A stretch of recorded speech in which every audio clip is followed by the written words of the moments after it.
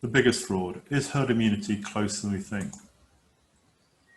In order to get to herd immunity, it was assumed that a significant part of the population would have to have caught COVID, survived, and generated an antibody response. However, this was proven to be wrong for two reasons. The first, the antibody response decayed, so it was not actually true to suggest that someone couldn't perhaps get COVID twice. Secondly, it was discovered that there was a natural immunity in most of the population, and that was demonstrated through the Boyman Zurich study, through the presence of IgA and T cells.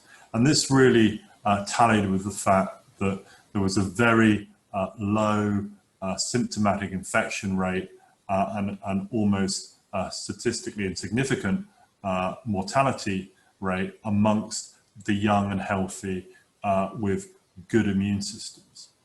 So if, let's say, 60% of the population had this natural immunity, and another 20% of the population had caught COVID, survived, and generated an antibody response, albeit with question marks about whether that antibody response would last, there would therefore be only another 20% of the population left to infect. Hence why populations who have suffered significant first waves are now seeing infection and mortality rates trend toward zero.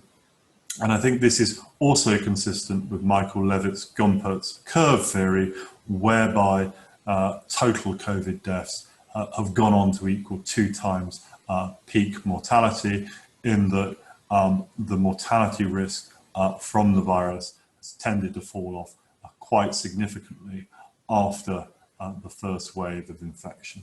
So what this means is if this natural immunity of most of the population stands, then we're actually much closer to herd immunity than what was previously thought.